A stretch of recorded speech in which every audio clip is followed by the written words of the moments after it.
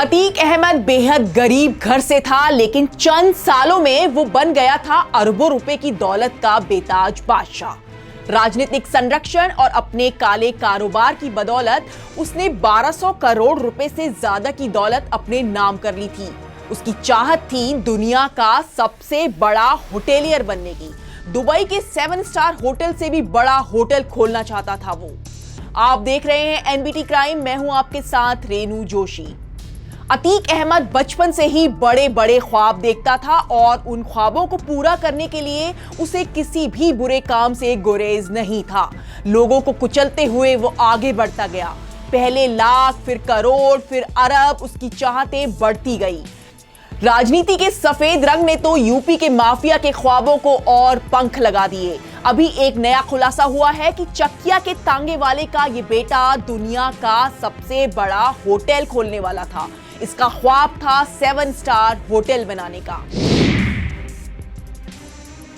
अतीक अहमद मुंबई में दुबई के अल बुर्ज से भी बड़ा होटल शुरू करना चाहता था। भारत में या फिर दुनिया में 5 स्टार होटल तो बहुत है, लेकिन दुबई का अल बुर्ज दुनिया का एकमात्र 7 स्टार होटल है। अतीक अहमद चाहता था मुंबई के वर्सोवा में अल बुर्ज की तर्ज पर एक होटल बनाना। सूत्रों के मुताबिक अतीक अहमद ने वर्सोवा में इसके लिए होटल की जमीन भी खरीद ली थी। यूपी के इस माफिया का परिवार भी इस काम में उसका साथ दे रहा था। कहा जाता है कि अतीक के एक गुर्गे असद कालिया ने इस जमीन की डील करवाई थी। मुंबई की वर्सोवा वाली जमीन पर अतीक अहमद का प्लान था 9 मंजिला होटल बनाने का। इस होटल के लिए मुंबई के एक बिल्डर से डील भी फाइनल हो गई थी, लेकिन 2017 में यूपी में बीजेपी की सरकार आ गई। योगी आदित्यनाथ मुख्यमंत्री बने। योगी सरकार ने राज्य में माफियाओं के खिलाफ कार्रवाई शुरू की और निशाने पर आ गया अतीक अहमद।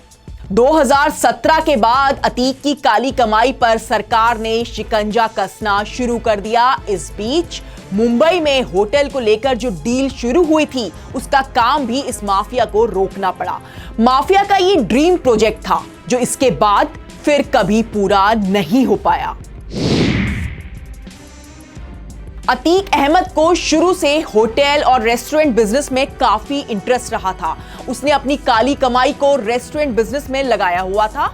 उत्तर प्रदेश पुलिस ने जब अतीक अहमद की प्रॉपर्टी की जांच शुरू की थी, तो सामने आया था कि प्रयागराज में उसके 25 होटल और 20 रेस्टोरेंट थे, जिसमें पुलिस उसकी तलाश कर रही थी। ये होटल प्राधिकरण से पास नहीं हुए थे, बावजूद इसके बेहद पॉश इलाकों में ये आराम से चल रहे थे। माना जा रहा है कि इन होटल्स और रेस्टोरेंट्स में माफिया ब्रदर्स का ही पैसा लगा हुआ था। यहां तक कि ऐसी खबरें भी सामने आई कि इन होटल्स को दिखावे के लिए जिन मालिकों के नाम पर लिया गया था, वो अतीक के अकाउंट में पैसा डलवाते थे।